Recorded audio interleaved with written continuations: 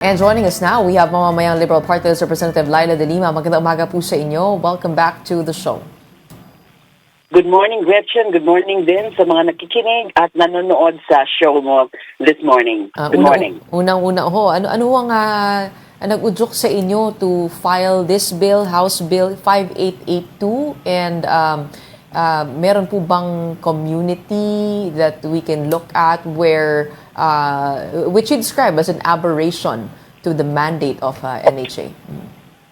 Okay, we've been coordinating, we've been conducting dialogues with various urban poor groups, because you see, Mamamayang Liberal, also represents the urban poor sector because we are a multi-sectoral party list, and one of the sectors that we represent and we prioritize is the urban poor sector. And palagi po kaming nakikipag-usap sa kanila. At isa po ito sa palagi nilang sinasabi. Na mukha po na itong provision na ito, yung pinaparepeal po natin dun sa aking House Bill, ay maling-mali po. Marami pong mali sa provision na ito. Kasi may mga certain areas, although I don't have the list right now, pero sabi nila, nanganganib daw ang sitwasyon nila because now of this power of the NHA, granted to the NHA to summarily eject and dismantle without the necessity of judicial order.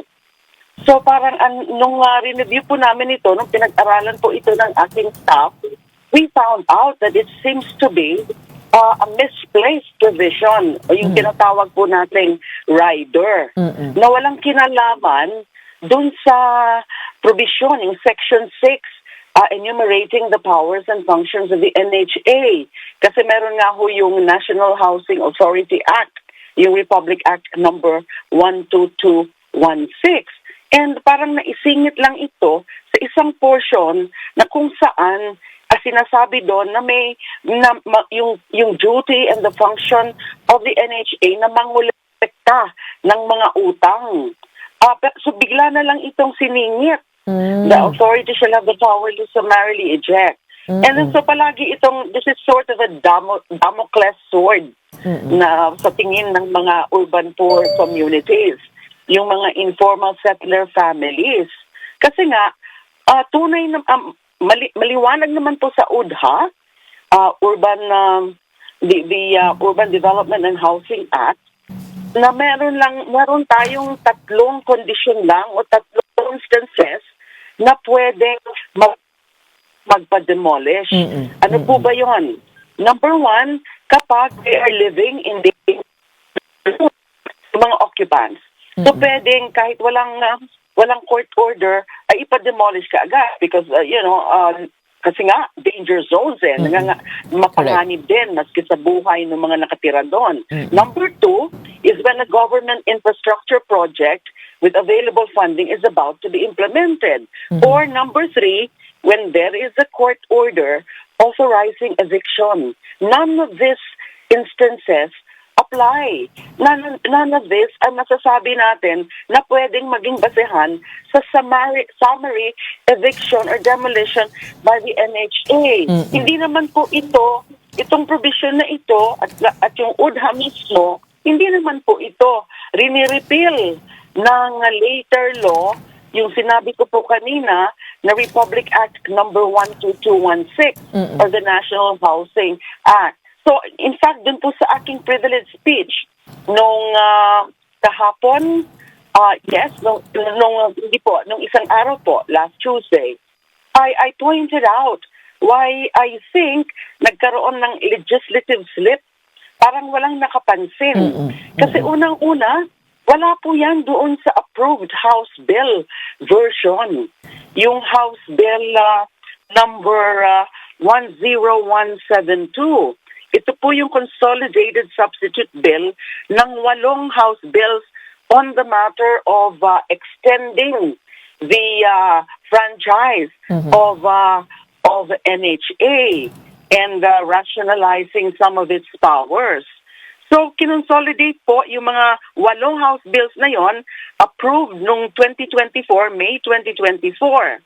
Tapos sa Senate naman po, Senate Bill 2818, yung consolidated substitute bill, because there are also several bills on this matter, was approved noong February 3, 2025. Tapos, nung binalik na po, wala pong nung approved na po ng Senate, ay on the same day, ay in lieu of a BICAM version, inadapt po ng House of Representatives yung Senate bill en toto as an amendment to the House bill. Mukhang walang pansin na yung Senate bill contained this rather questionable provision granting the power to extrajudicially and summarily evict and demolish. So I called the attention of my colleagues by virtue of that privileged speech, and also yesterday, the day after my privileged speech, I filed the corresponding bill seeking to amend RA number 12216 para i-repeal o alisin itong provision pong ito. So that is what happened. Okay. Yung nabanggit niyo po kanina, yung Urban Development Housing Act, yun po yung LINA law that supposedly protects informal settlers. But in what instances has this been used by the NHA? I mean, could you give examples na ito po yung later law ang kanilang ginamit to evict the informal settlers? There are ang information ko po from the urban poor groups that my office has been coordinating with. There's always that threat na gagamitin ng NHA because it's there. That's why part of my privileged speech the other day is that kung pwede, pinag-uusapan ko po na wag nilang i-exercise muna itong kapangyarihan na ito. Na wag na muna nilang i-implement yung kapangyarihan na yan, yung law na yun, that particular provision. Kasi sa tingin ko po, sa tingin ng mga urban poor groups, saka yung mga nag-aral po nito, ay that was never meant, that power to summarily, without court order, eject them or demolish them, was never the spirit and intent. You know, spirit and intent it was never meant to be granted. Diba yung power na yon? Correct. So, yeah. Oo, tama ho kayo, no? Kasi for the longest time, alam po natin, yung LINA law, napakahigpit po niyan at ginagamit nga po din talaga yan as protection by the urban poor for themselves, no? But this is actually new to me that meron palang ganitong bagong provision dun sa isa pang batas. So maganda pong maisettle yan. Pero sa Supreme Court, ito po ba ay wala pong naghain for clarification? It just needs another bill to be able to repeal this? Wala pa po. I just feel na parang mas madali sana kung diretso na ng Kongreso mismo ang magtama ng kamalian. Diba? You know, it will also take time for the Supreme Court to decide on that. So mas maganda na, you know, sana makumbinsi yung mga kapwa ko mambabatas na nagkamali nga sa paglagay nitong provision na to at aksyonan by deleting the same. Okay. Opo. Moving on to other matters, Congresswoman, particularly on the said arrest warrant that's out for Senator Bato de la Rosa. Do you believe that there is really a warrant out for him? And I guess the other question is what might be the motive for the ombudsman to preempt the announcement of that arrest warrant? Okay, first, there is only that information, and that announcement of the current ombudsman about the issuance of the warrant of arrest. We need to wait for the official announcement from the ICC itself. But but their policy, ang alam ko po, ang policy po ng ICC ay hanggat hindi pa yan na-implement, that is supposed to be confidential.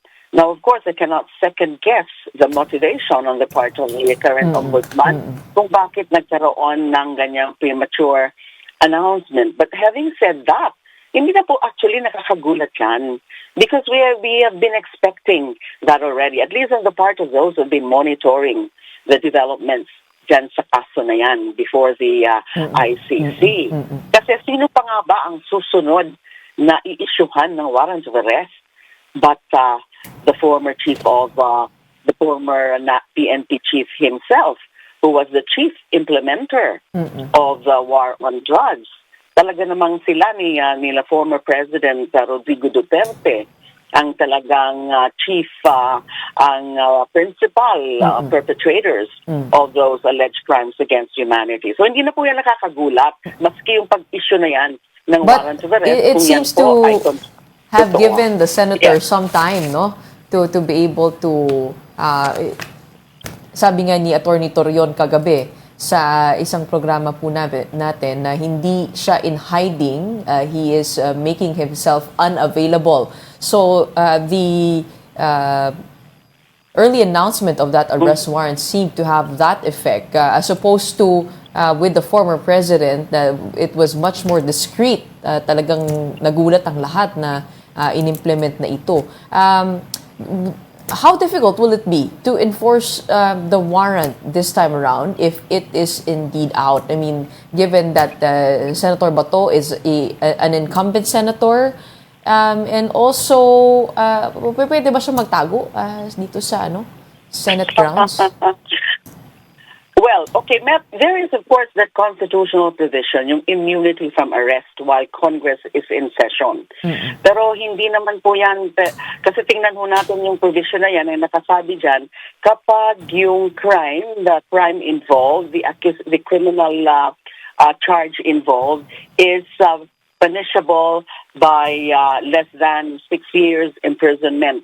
Yun ang pwede na to invoke immunity, parliamentary immunity from arrest while Congress is in session. Very important yung while Congress is in session. In other words, he cannot hide indefinitely.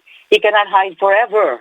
Kasi kung mag-recess na yan, mag-adjourn na yan, ay hindi na pwede na magtago lang siya o seek sanctuary inside the Senate premises. And then yung sinasabi ko po kanina, we have to also ask, since he is being there's murder as a crime against humanity. Now, grave offense, a very serious offense, and that cannot just be punishable by less than 6 years imprisonment. So is that covered by the parliamentary immunity from arrest? So ang aking pong masasabi lang is mas maganda po sana if the time comes ay mag-surrender na lang.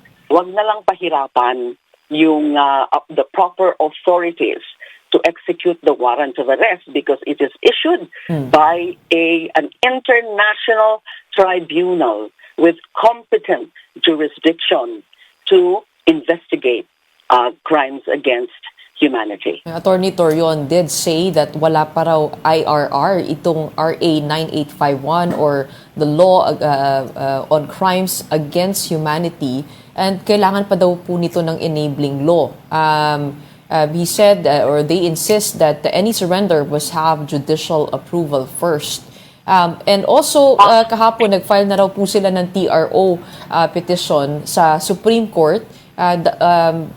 Kumbaga before, and because there hasn't been any decision released yet on their petition to the Supreme Court on the constitutionality of the arrest of the former president. So kaya nagre-request po sila ng temporary restraining order dito. Your reaction to those two actions from the legal camp of the senator?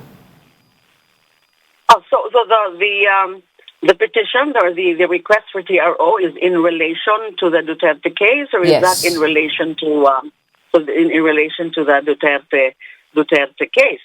But that cannot be applied to the situation of Senator Bato.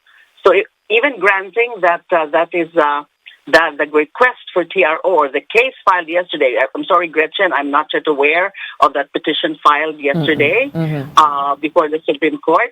So it's a case before the Supreme Court. But having said that, I wish to point out yung sinasabing wala pang IRR or hindi pa yan pwedeng i-invoke. Matagal na po yung RA 9851 that is in if I'm not mistaken, circa 2009. It's even there. It has been enacted into law even before, prior to the Philippines ratification through the Senate of the Rome Statute. So invocable na po yan. Ginagamit na po yan. Yung RA 9851. Tapos yung judicial permission or judicial imprimatur for the implementation of the arrest warrant, he must be referring to the SC rules on extradition, the one recently promulgated by the SC. That is not, for me, ang opinion ko po, and I think this is shared by some other members of the legal community, is that it's not applicable kapag ang warrant of arrest is issued by an international court or international tribunal like ICC. Kasi yung rules on extradition, which is the implementing rule on our law on extradition, PD 1069, only contemplates yung state-to-state. Yun ang extradition treaty. Kapag extradition treaty, when you talk about extradition treaty, it's between two states. So we're dealing here with a foreign state kung saan merong extradition treaty. Hindi kung merong international tribunal. So hindi po sakop yan. Yung rules on extradition na yan. Ang ano dyan is that kung ganun ulit ang gagawin ng ICC na ipapadaan sa Interpol, then again, the Philippine government has no option but to cooperate with the Interpol dahil nga miyembro tayo ng Interpol. I guess we'll have to wait on the developments on this. But the government seems to be singing a different tune this time around compared to the first time that the arrest happened with the former president. In the meantime, maraming salamat ho for joining us this morning and giving us your side on the matter and the issues at hand. Maraming salamat po sa inyong oras. We have Mamamayang Liberal Party-list Representative Leila de Lima.